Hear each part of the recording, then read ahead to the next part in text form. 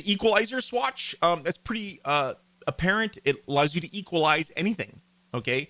The foundation column stacks will automatically equalize, or you can, by default, they will equalize their heights. Okay. But there are other things we might want to equalize. In this example, we have a card layout. So we have 3 cards. This uses the features, has a list of features for each particular features card, right? And you see here's the non-equalized version, and then here's the equalized. So essentially this middle section here is what's getting set to be equalized. Okay. Equalizer. This is super easy to use. Okay, so let's look at this. Here I have a card layout. Okay, now let's go down to demo. And remember, in this card layout, there's 3 sections inside of a card. We have a title, we have a feature list, and then we have buttons. Now, some of you might think, oh, I want to add the... hold on, let me turn off my notifications really quick. There we go. You might think, oh, I want to have all cards be the same height. So I need to add the cards. I would need to equalize all 3 cards. But that's not what we want. We don't want to equalize the size of the cards. Okay? We want to equalize this features set. Because that is the section of each card that is different. The buttons will always have the same height. This header area, I guess that depends if you have a large header or extra long header. It could flow onto 2 lines, which could potentially make it look different. Okay. But for this simple example, I can pretty much guarantee that my headers are going to be 1 line. And if they ever go on to 2 lines, probably what I would need to do is just change the layout to go from 3 columns to maybe 2 columns or 1 column, right? So that, I can ensure that these headers will always be, or you can use something like fit text to make sure it's always 1 line or something. No, don't do that for cards because you don't want the sizes to be all different. Okay, so in here I have a swatch. Okay, now let's look at this. The swatch for Equalizer looks a little bit different than most swatches. So let's go through some of the settings. So first off, you have to have a parent class. Okay. And this is a class that will contain everything that you want to be equalized. Okay, so this has to be a parent container of everything that contains all of the equalized elements. Okay, so in this case, I'm pretty sure I added it to the 3 column stack. I think. Oh, maybe I added it to the tabs content.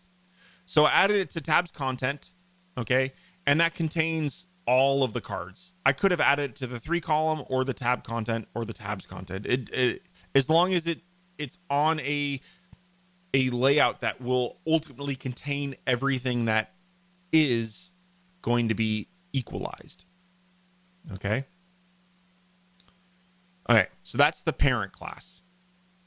Here we can equalize by row, which says only equalize the elements when they are on the same row.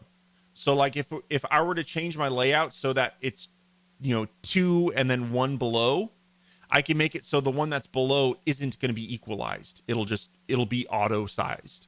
Okay, so that's convenience. And then you can also do equalize when stacked, which means make sure that even when they're stacked on top of each other, they should be equalized. And then you can set equalize on. And when you set this to be small, it'll equalize on small, medium, and large. When you set it to medium, it will equalize on medium and large. And when you set it to large, it'll equalize just on large. So that gives us some flexibility on when we can equalize. And lastly, this equalize class is going to be the class that we add to all the elements that we want to be equalized. Okay, so for this example, this features divider area. Okay, if you look for all 3 of them have the features class. Okay, so on this divider area, this is the area, this is the element that I wanted to be equalized in all three. So all you need to do is add the features class inside all three of them. Hopefully that makes sense. Now, what I'm going to do is I'm going to show you what happens if I do card on this. And essentially what we're going to do is we're going to equalize the card. And there we go. If you look, that doesn't give us the solution we want. It made all three cards the same height, but that still looks horrible. Right? That's definitely not what we wanted. So, yeah, just to kind of show you, I know a lot of people will do that by default. They'll think, I want all three cards equalized. I'm going to apply a class to every card and then, do that. But no, you need to figure out which sections within the card you want to be equalized for it to look correct. Oh, no, what did I think I typed something wrong. See, even that happens to me. I'm a bit confused. We could equalize cards before. What is the difference? You could not equalize cards before. Equalizer. So Jody Joy is asking us, can't match height do what equalizer does? Yes. If you're using match height, equalizer and match height are very similar. Match height actually has probably a little bit more features than equalizer does. So if you have match height, yes. The benefit of equalizer is it can be a swatch and you can apply to multiple things. So yes, if you have match height and equalizer are very, very similar. Okay. You can use them to do the same things. And yes, as Fernando, I said, we couldn't equalize cards before, so I'm not sure.